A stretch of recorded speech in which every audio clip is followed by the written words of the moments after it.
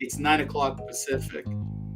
It's 7 p.m. in the Middle East, 5 p.m. in the UK. I can go on and on. And the reason I'm saying that is because that's where we have listeners. We got people all over the world listening to our rants. I'm David Solomon, coming to you from now quite cold Montreal. Stuart's in quite warm Florida. And while the FAA continues to screw up and ground flights, as we've seen yet again, it's fascinating how that story has taken on its own, it's morphed, it's whatever, because it's anything but Biden. This is going to be the new, thing. It's anything but Biden unless we can spin it and make it positive. What do I mean?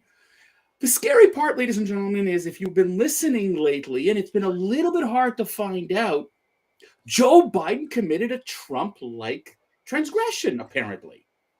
He had documents sitting in his home since he was a vice president under Barack Obama. But where's the outcry? Where's the yelling and screaming? He's in Mexico with, the Prime Minister of Canada and the President of Mexico having their Three Amigos Summit, Stuart. And when he's asked about the documents, he will only answer somebody who asks him a soft question that he can get away with. Stuart, it seems like Documentgate is not, it's nothing when it comes to the Bidens yet again.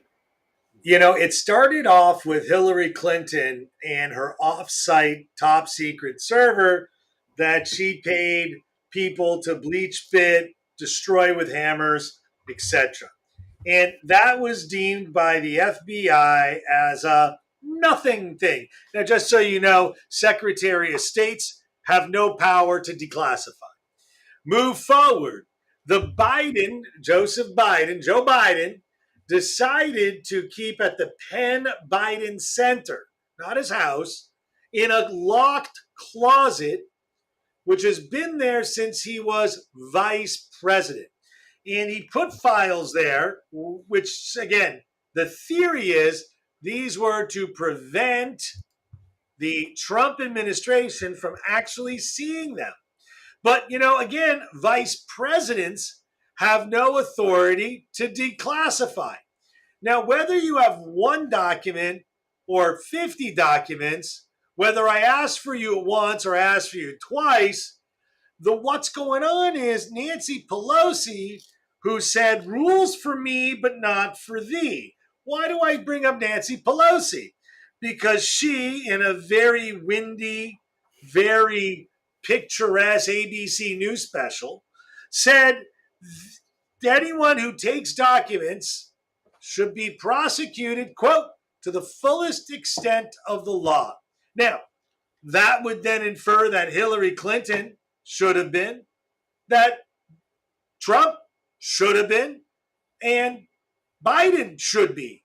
But again, rules for me, but not for thee. And again, the term top secret, well, they weren't super duper top secret. They were only super duper top secret. And, Trump alleges that his documents that were actually declassified and just remained in his possession. And the archive says, no, we want them. But I don't hear about the archive saying, where are Hillary Trump's files? The destruction of federal property. Biden, he had him off. Well, again, but he's cooperating. I'm sorry, David. Cooperation after a crime demands different treatment? I don't understand. And whose interpretation of cooperation? I mean, this was discovered November. Now, this brings me to a massive conspiracy theory. Oh, hold on. Before you get into your conspiracy doesn't want me to talk about so much. Hold on. No. Before you get to your conspiracy theory, okay, I just want to say something that I heard yesterday that I thought was actually well said to your point. Imagine you're in two courtrooms, one side by each. Both parties committed murder. They both committed the same murder. But one is a convicted robber, and the other one is not. They both broke the law by murdering somebody. Do you let the one who didn't commit robbery off? I'm sorry, or do you commit the other one differently? They both committed murder. And I heard that last night, and I said, this is what the Democrats want. Now, there are a few Democrats who called out Joe Biden, a few, but the media, that when it yells and screams at Trump, and I read it, I consume a lot of news, Stuart, and one of the news aggregators to me is Apple News, and I get a lot of the media that, the so-called liberal media, newspapers, and websites all over the world. And it's amazing how this is aggregated based on their formula. There were more stories about Trump and his tax returns, more stories about Kevin McCarthy in the Congress, what happened, than Biden's trip to the border, which was a complete wash that we talked about the other day, and the document. There were actually more stories talking about Trump's tax returns than Biden's documents. What you said, and I'm going to lead you back into your conspiracy, what really aggravates me is that there is no yelling and screaming that they knew about this. Again, the DOJ, the Department of Justice, knew about this before the election in November and said nothing. Their excuse, it was an investigation. Come on. How many more times, Stuart? So let's lead into this conspiracy theory idea of yours.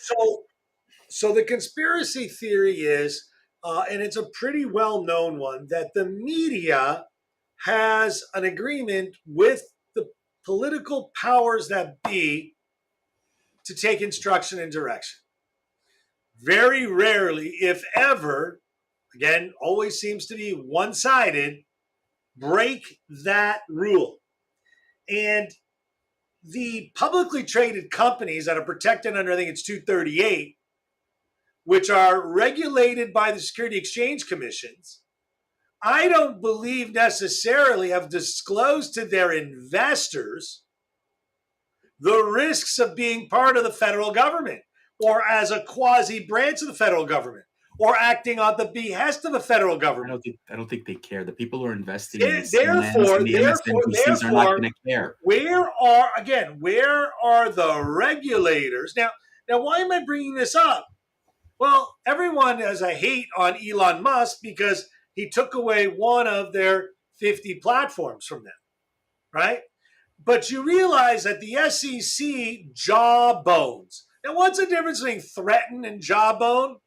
One is, I am going to encourage you, because if you don't, I'm going to eat you.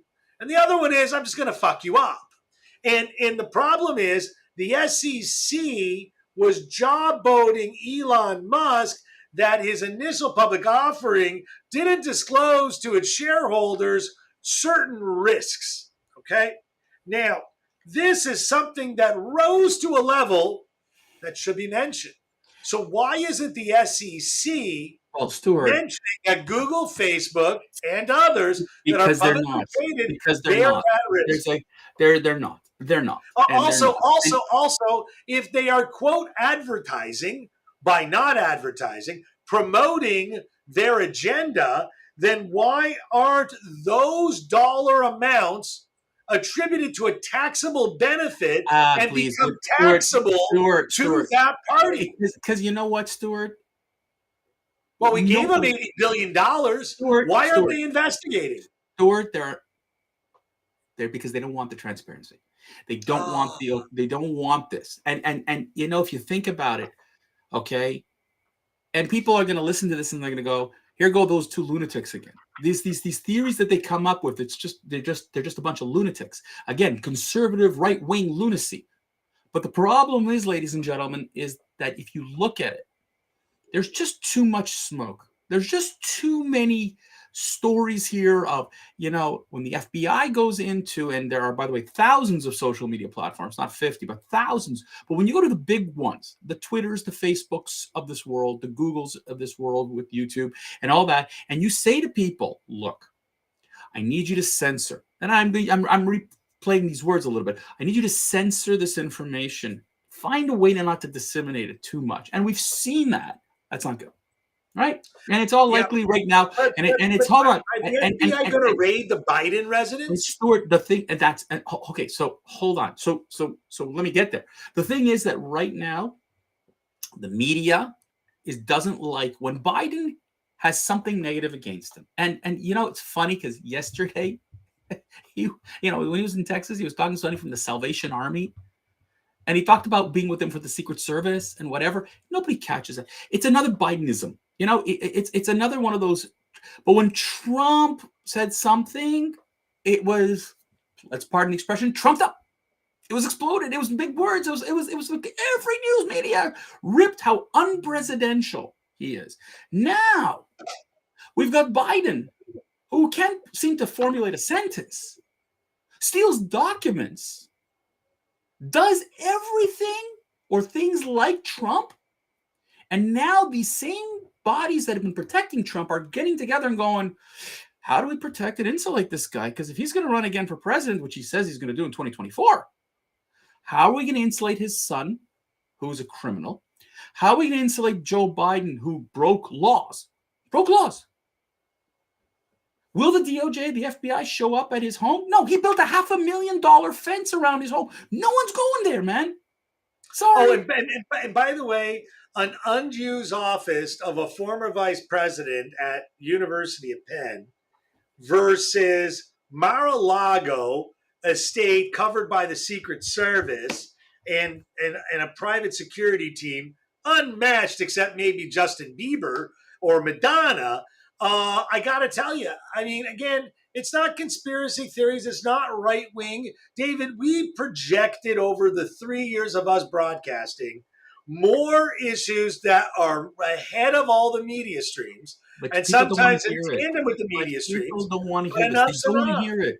Stuart, we have acquaintances, we have family members, we have people we know within our network who, when they see us, go, what's wrong with you guys? Can't you just leave the left alone? Can't you just leave Biden alone? Look at the good job he's doing. And I keep saying, I don't have a problem. I'm not. Hold on. I am not arguing. Your gas stove is a national security issue now. Listen. No. My point is that it's not about the job he's doing. Sorry. The point is, yeah, it's not the job he's doing. The opposite. I'm not going to argue about the job. I'm saying if you are the DOJ, the FBI, social media, traditional media, blah, blah, blah, all you bodies, if you're going to attack a Republican, conservative, whatever you want to call it, president, who deserved a lot of the flack he got, yes. But if you're going to now insulate your Biden and your Kamala Harris and your Nancy Pelosi's and your Hakeem Jeffries and all these people who are complicit of all kinds of transgressions that you accuse the Trump administration and Republicans, but you are not going to expose them for who they and what they are, then you are, to your point, complicit.